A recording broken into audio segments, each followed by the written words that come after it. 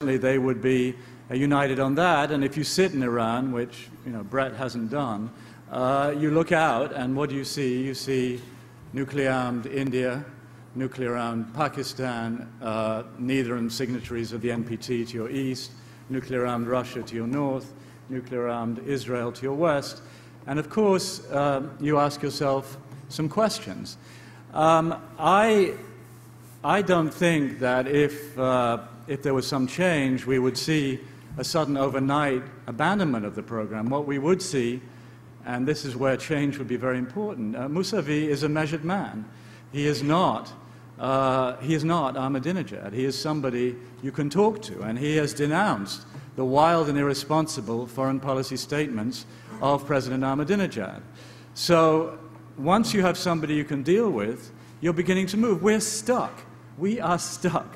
And it's tantalizing because, as I said, the United States and Iran are unnatural enemies. We did sit down in Geneva in October, and October 1, there seemed to be a deal to get the low-enriched uranium, which would, under the nightmare scenario, be turned into high-enriched uranium and make the bomb. We were going to get it out of the country, create the breathing space in which to have a negotiation.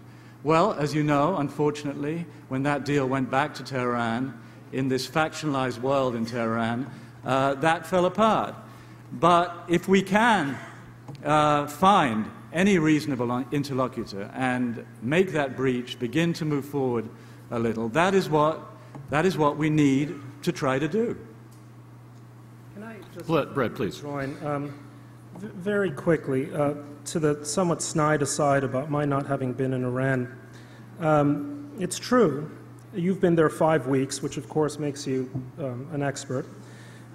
Maybe 7 weeks. No, 5. 5, okay.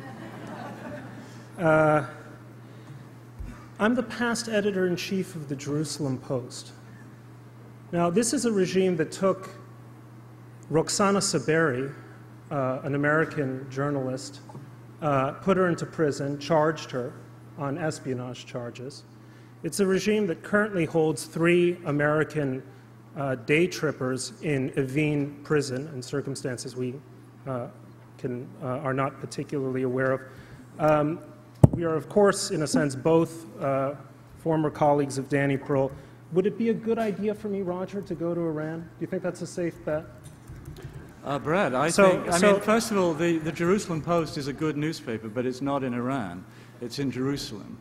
And I think that, yes, if, like me, you believe that journalism involves actually going to places, looking, feeling, seeing, smelling, intuiting, and that it's important to be on the ground and have the view from the ground, as Martha Gellhorn put it, then yes, I do think you should take any opportunity. Unfortunately, we've all been barred from going there of late, but I would certainly urge you to go there, and I would hope that you would find a visit like that instructive. What Roger is saying is because what you're proposing wants me to end up in jail. Is something that will hurt an awful lot of people that you're going to meet on the street when you're there.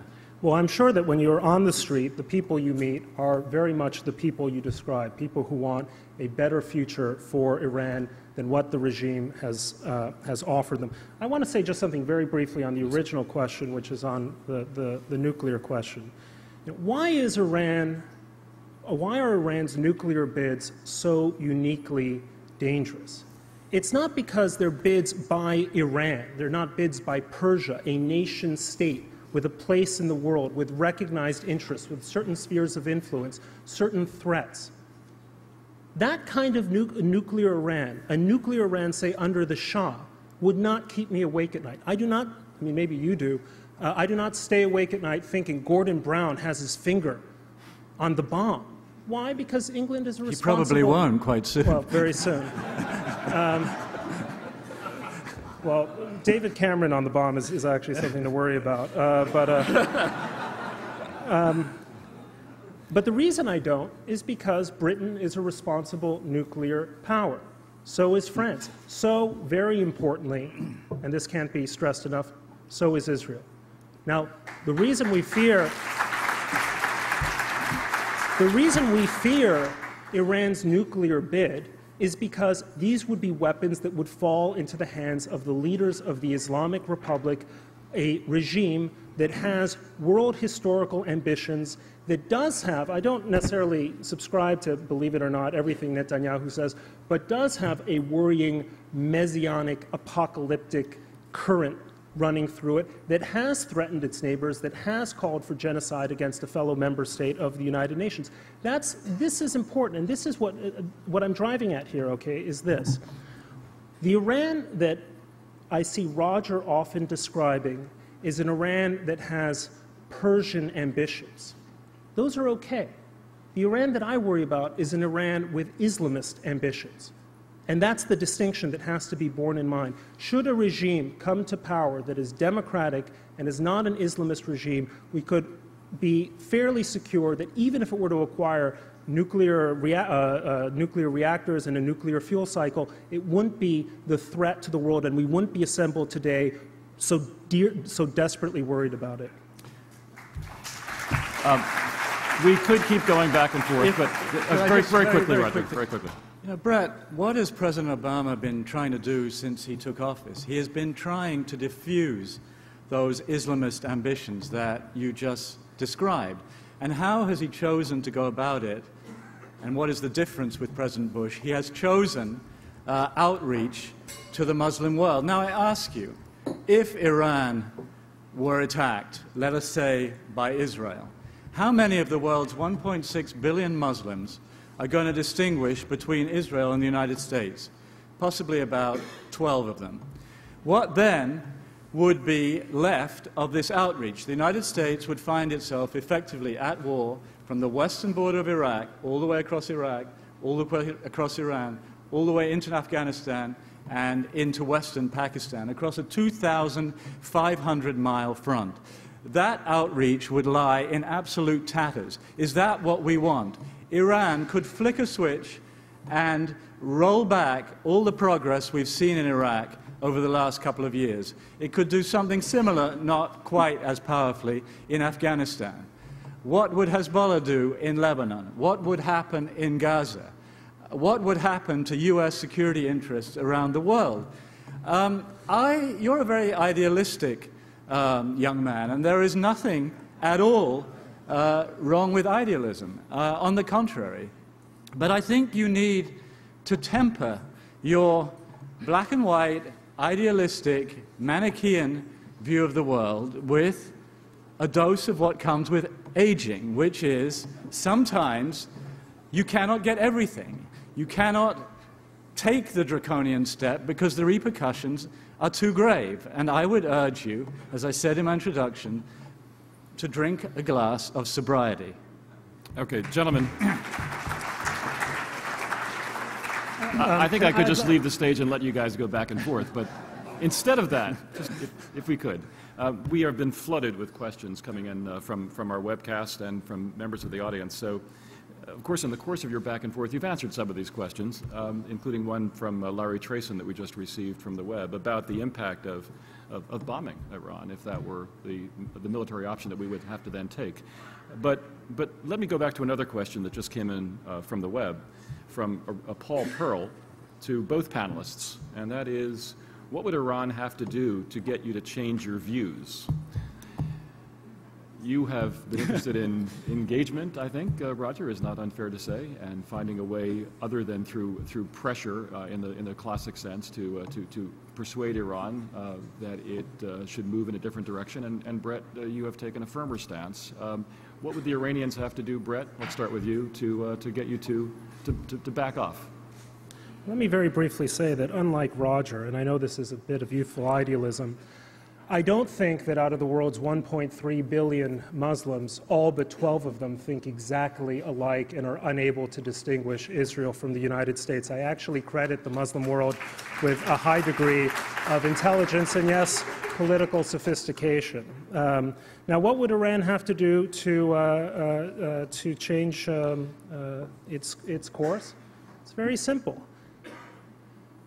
It would have to abandon the nuclear fuel cycle. It would have to come to terms, it would begin to have to come to terms with the deal that was offered in Geneva. Deals which, by the way, from the West become increasingly more generous. And every time they become more generous, the Iranians reject them again. And you have to ask yourself, well, why is that? Maybe there's a bit of a souk mentality. Maybe they figure they can bargain for more. So why don't we make an even more generous offer? Why don't we offer to build bombs for them? This is where the logic of that is leading. It's very hard for me to see any realistic, plausible scenario in which this regime, under Mahmoud Ahmadinejad, under the Supreme Leader Ali Khamenei, could reasonably persuade me at any rate, that they are going to be a responsible nuclear power. But they could dial it back. Now, how would that happen? What would you need to do?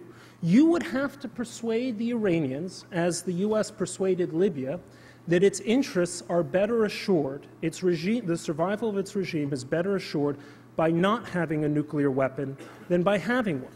But the only way in which you are plausibly going to do that is by ratcheting up the pressure so much that they have an interest in actually coming to terms. You know, one of the great details of, accidents of history, which, as the Marxists like to say, is no accident, comrade.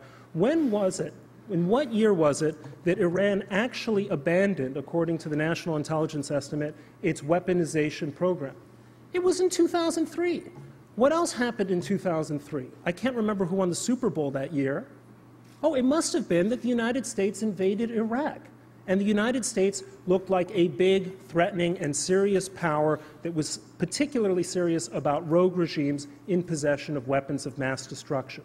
So something happened that year to persuade the Iranian regime to at least push the pause button on the weaponization program. That something wasn't American engagement. It was clear evidence of American seriousness.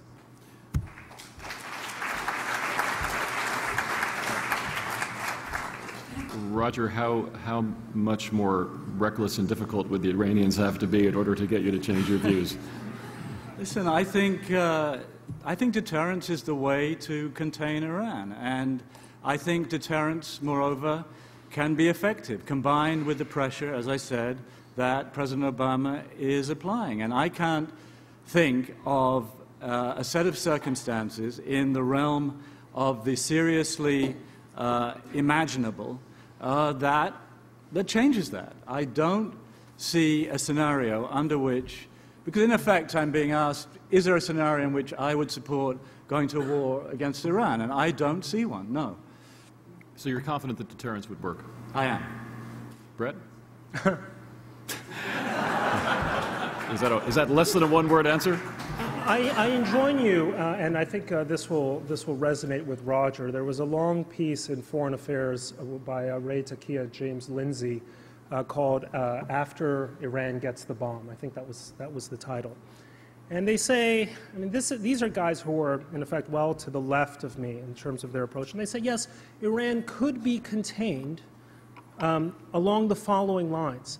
Basically, if Iran violates any number of conditions, it goes on a nuclear alert. There are suggestions that it might be providing support to nuclear support to terrorists. That the United States would then threaten to go to war with Iran, credibly threaten to go to war with Iran. Let's imagine that is what deterrence is, yes, Bret. That is what we practiced against the Soviet Union, in case you didn't notice, let's for imagine a large number of decades. That is what deterrence is. It is a credible threat. Yes, let's imagine a scenario, okay, in which Iran is a nuclear weapons state. And Israel has sort of gone along with this, buying into Roger's arguments that deterrence can work. After all, Israel has 200 nuclear weapons, or whatever the number is. And then Hezbollah starts lobbing, say, 30 Katyushas a day into northern Israel. Not 100, just 30, every day. And every day, one family gets killed. And they sit in the Kiryat in Tel Aviv, the Israeli generals, the prime minister, whoever the prime minister is, and they say, we've got to do something about this. We have to stop them from this kind of steady reign of terror. How do you think that calculation is going to go if the Iranians do simply imagine they're rational? Simply imagine that the Iranians adopt the Nixon strategy: make them think you're crazy. That is what will happen. We are entering into a world And this is some literature you can read up on Roger.